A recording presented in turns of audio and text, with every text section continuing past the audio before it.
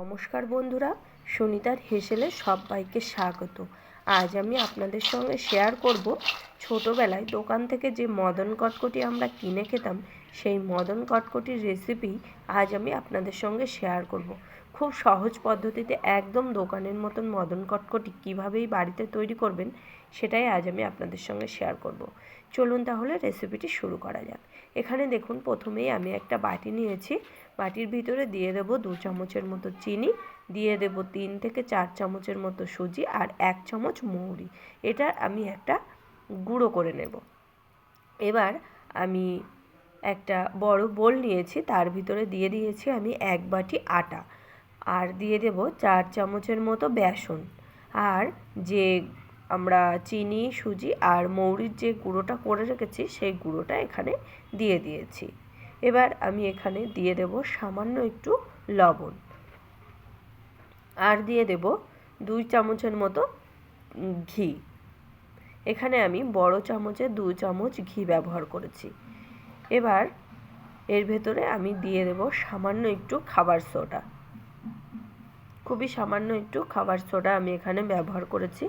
এবার এই সমস্ত কিছু আমি আটার সঙ্গে খুব ভালো করে ময়াম তৈরি করে নেব। আর আজ আমি কিন্তু মদন কটকটিটা আটা দিয়েই তৈরি করব। এখানে আপনারা চাইলে ময়দা দিয়েও তৈরি করতে পারেন, তবে আজ আমি আটা দিয়েই তৈরি করব মদন কটকটি।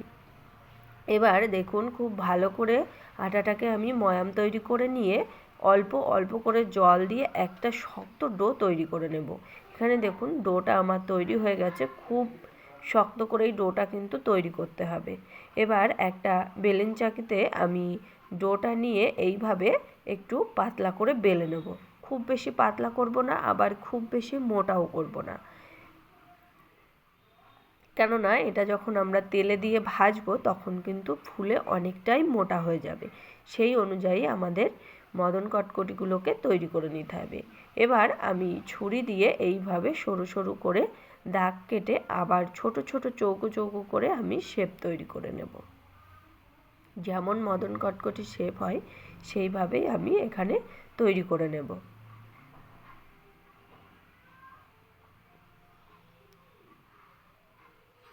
এটা কিন্তু বানানো খুবই সহজ, আর খুব কম উপকরণে খুব তাড়াতাড়ি কিন্তু বাড়িতে তৈরি করে নেওয়া যায় একদম দোকানের মতন মদন কটকটি।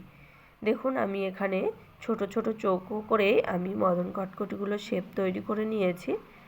দেখেই বুঝতে পারছেন কতটা পুরু রেখেছি আমি। এবার এইগুলোকে আমি তেলে দিয়ে ভেজে নেব। এইভাবে একটু ছুরি দিয়ে চাপ দিলেই কিন্তু বেলুন চাকি থেকে উঠে আসবে। দেখুন, এখানে আমি কড়াইতে পরিমাণ মতো তেল দিয়ে দিয়েছি। এবার আমি গ্যাসের আঁচটা লোতে রেখেই এর ভেতরে আমি মদন কটকটিগুলোকে দিয়ে দেব। আর এগুলো কিন্তু দেওয়ার সময় তেলটা একদমই ঠান্ডাই থাকতে হবে, খুব বেশি গরম করা যাবে না তেলটা। এরকম যখন দেওয়ার পরে একটু বুদবুদ উঠবে, সেই অবস্থাতেই আমাদের সমস্ত মদন কটকটিগুলোকে দিয়ে দিয়েছি। এবার দেখুন, আমি আপনাদেরকে দেখাচ্ছি কতটাই ফুলে মোটা হয়ে গেছে।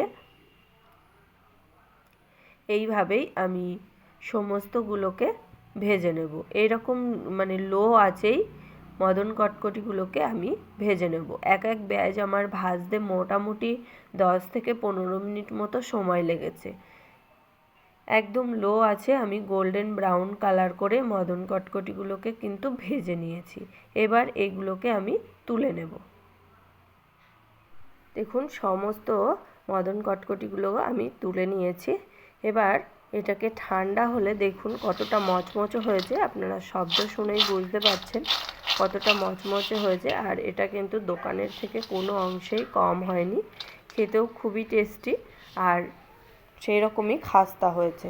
তাহলে বন্ধুরা, দেখতেই পেলেন কত সহজেই বাড়িতেই তৈরি হয়ে গেল মদন কটকটি। আমার এই মদন কটকটির রেসিপিটা কেমন লাগলো অবশ্যই কিন্তু কমেন্ট করে জানাবেন। যদি ভালো লেগে থাকে তাহলে একটা লাইক করবেন আর সাবস্ক্রাইব করে পাশে থাকার অনুরোধ রইল। তাহলে আজকের মতো এই পর্যন্তই। আবার দেখা হবে নতুন কোনো রেসিপি নিয়ে। ভালো থাকবেন, সুস্থ থাকবেন। ধন্যবাদ।